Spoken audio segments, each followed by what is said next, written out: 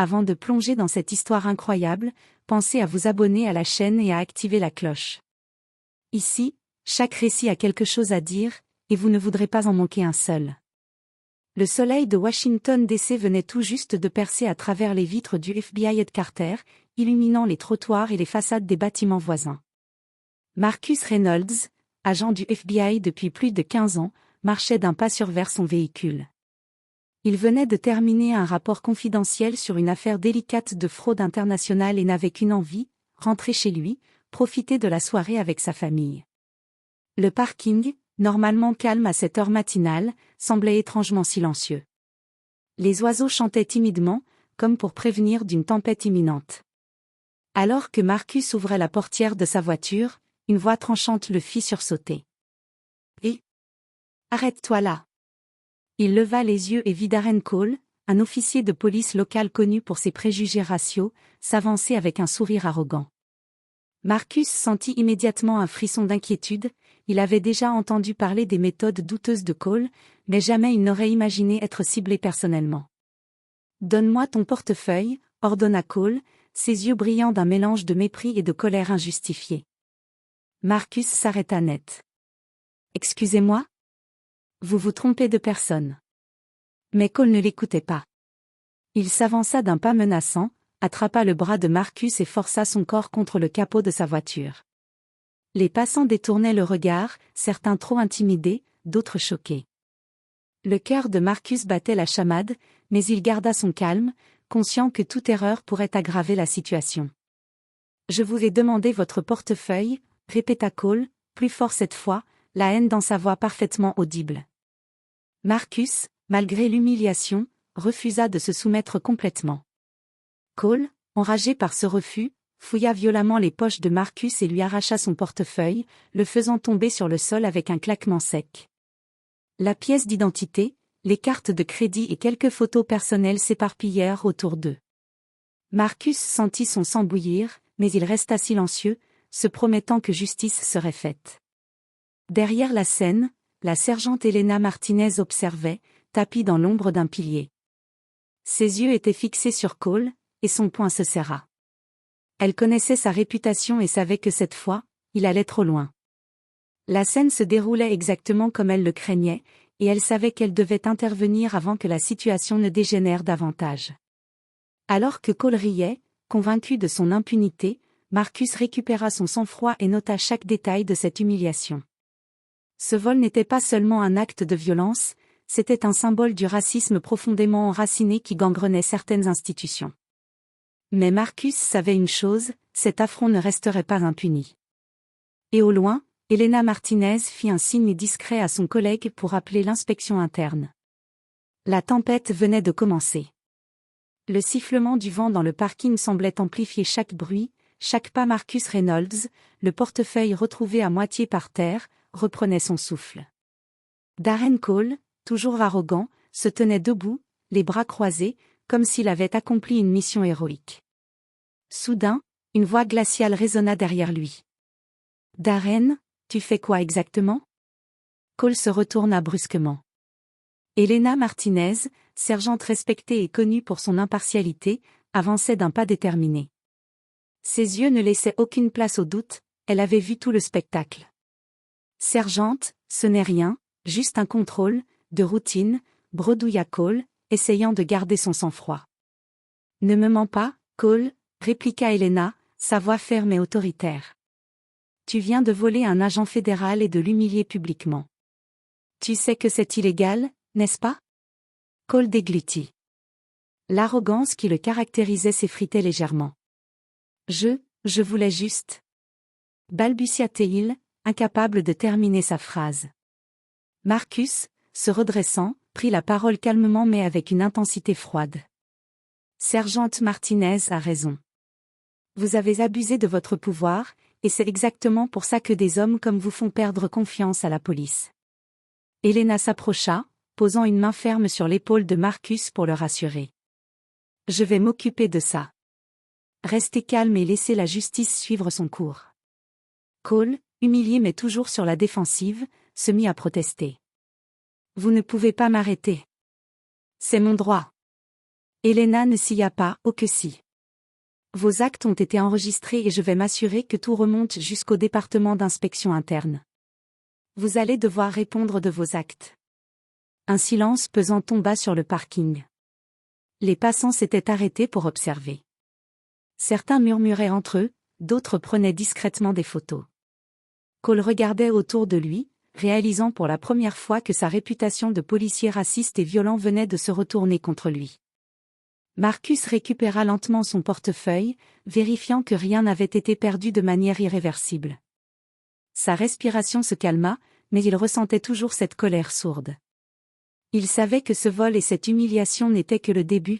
Pour lui, il fallait maintenant transformer cette injustice en preuve solide contre Cole. Elena fit un signe discret à son téléphone. Inspection interne est en route. Vous allez devoir répondre de vos actes, Cole. Et je vous conseille de réfléchir à vos choix. Cole détourna les yeux, incapable de répliquer. Il sentait le piège se refermer autour de lui, et pour la première fois, il comprit que Marcus Reynolds n'était pas un homme qu'on pouvait intimider impunément.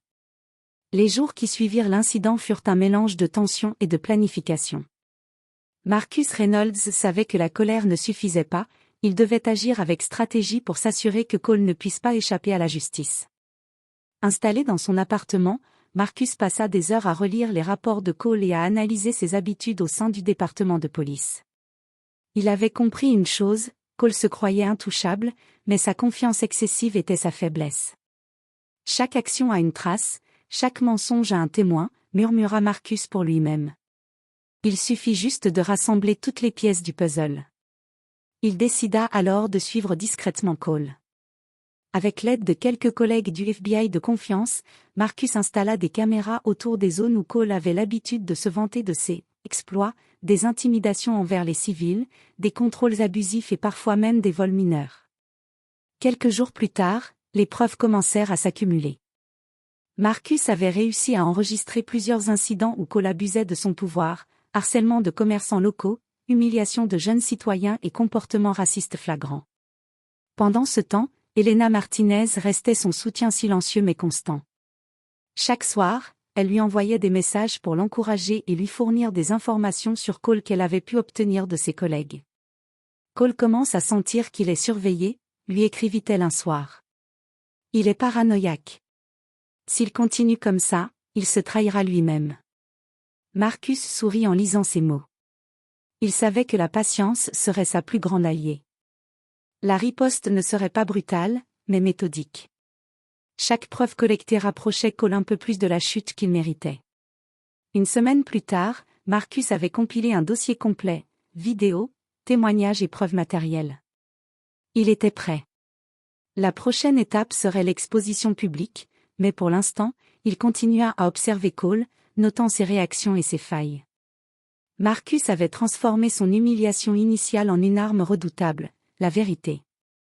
Et il savait une chose avec certitude, Darren Cole allait regretter le jour où il avait osé s'en prendre à lui. Le matin de la réunion officielle, le siège du FBI était en effervescence.